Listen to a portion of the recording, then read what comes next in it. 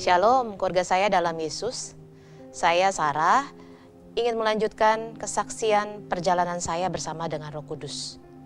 Waktu saya berdiam diri, saya menerima kesadaran diri saya akan sakit dalam jiwa dan bagaimana saya bawa semua emosi-emosi sakit tersebut kepada Yesus dan terima kesembuhan batin oleh Allah lewat kuasa pribadi Roh Kudus yang ada dalam saya. Mazmur 147 ayat 3 katakan, Ia menyembuhkan orang-orang yang patah hati dan membaut luka-luka mereka. Genap 1 tahun perjalanan saya mempraktekkan berdiam untuk berada bersama dengan Tuhan. Saya melihat ke belakang dan sangat bersyukur kepada Yesus Kristus penyelamat dan kekasih jiwa saya yang menuntun dan memuridkan saya setiap hari. Tahun lalu di bulan yang sama, saya penuh dengan duka cita, kesedihan, ketakutan, sakit, bahkan tidak ada pengharapan karena kondisi jiwa yang penuh dengan luka. Saya merasa diadili, dituduh dengan tuduhan-tuduhan palsu, dibilang bodoh, malas, tidak bisa kerja. Saya merasa hancur sekali. Harga diri dan juga identitas saya rusak dan hancur. Akibat kondisi luka tersebut, tanpa saya sadar, saya juga melukai orang-orang lain di kantor saya. Di tempat kerja saya menjadi orang yang pemarah, kasar, tidak punya perasaan, juga melukai dengan kata-kata saya.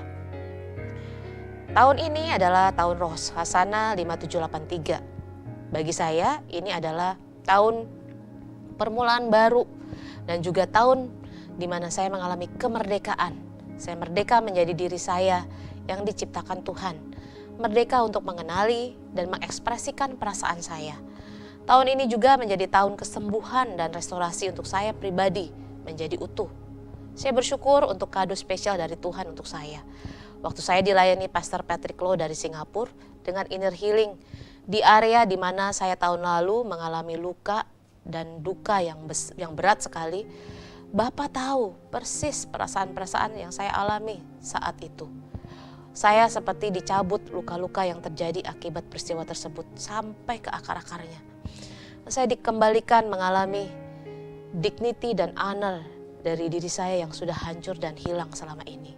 Saya dipulihkan oleh Tuhan Yesus Kristus yang membuat saya merasa utuh kembali seperti yang Tuhan ciptakan saya.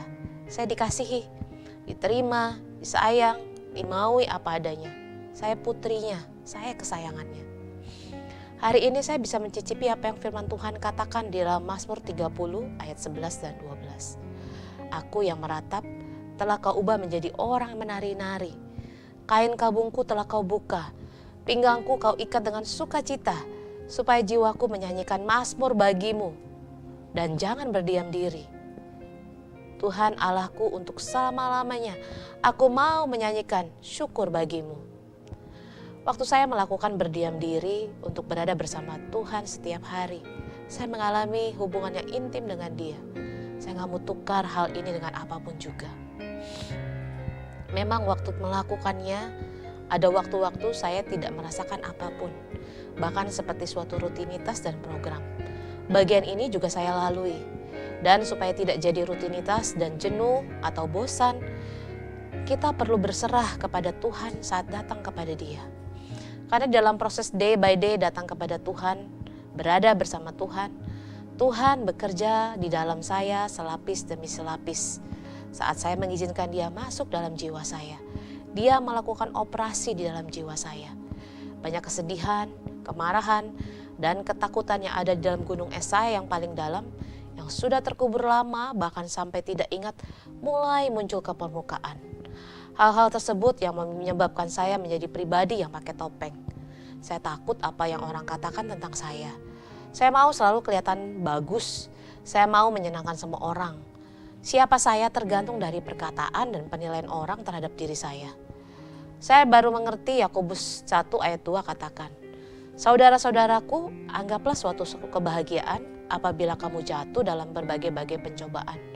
Melalui apa yang saya lalui, saya bersyukur Tuhan bekerja dan saya datang kepada Dia dengan hancur. Dan Tuhan datang memenuhi jiwa saya. Saya tidak mau tukar hubungan saya dengan Bapa yang saya lalui ini dengan apapun juga. Kasih-Nya yang duluan mengejar saya waktu saya masih berdosa, waktu saya pakai topeng, waktu saya masih penuh dengan manusia lama. Ini benar-benar seperti yang firman Tuhan katakan di 1 Yohanes 4 ayat 10. This is love. He loved us long before we loved him. It was his love, not ours. He proved it by sending his son to be the pleasing sacrificial offering to take away our sin. Kasihnya yang tidak bersyarat sangat luar biasa. Itu yang masuk ke dalam jiwa saya. Waktu saya datang kepada dia 2 menit menjadi 5 menit, dari 2 kali menjadi sesering mungkin. Ternyata lapisan demi lapisan itu Roh Kudus menolong saya untuk merobek manusia lama saya. Dan saya mulai mencicipi manusia baru dalam Kristus yang ada dalam saya. Ini terlihat dan dampaknya terasa waktu saya berhubungan dengan pemimpin saya, dengan rekan-rekan sekerja di kantor saya.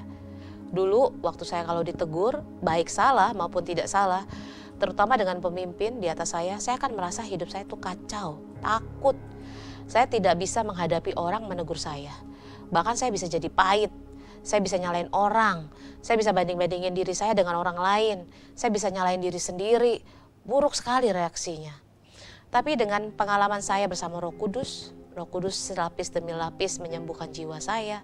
Saat ini waktu saya ditegur, saya masih terus berubah dari menanggalkan manusia lama.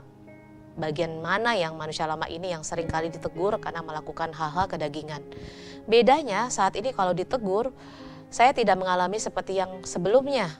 Saya merasakan sakit tetap, masih ada bagian yang saya rasa sakit karena manusia lama saya tidak terima, tidak enak.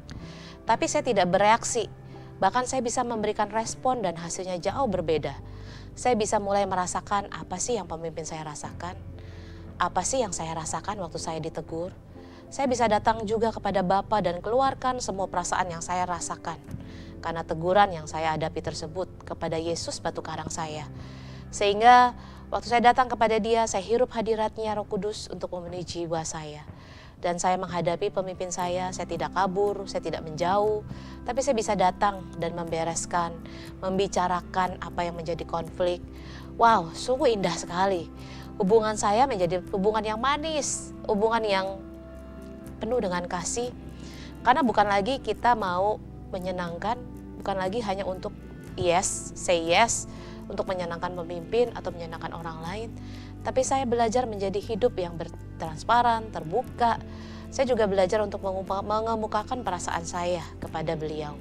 Dan beliau juga mengemukakan perasaannya kepada kami. Sehingga kami berlomba-lomba untuk datang kepada Bapa. Kami mengizinkan Roh Kudus masuk ke jiwa kami. Kami semakin sehat.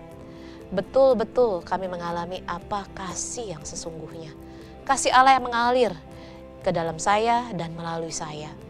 Begitulah hubungan saya juga dengan orang-orang di rumah saya dan keponakan-ponakan saya. Mereka juga bisa bercerita.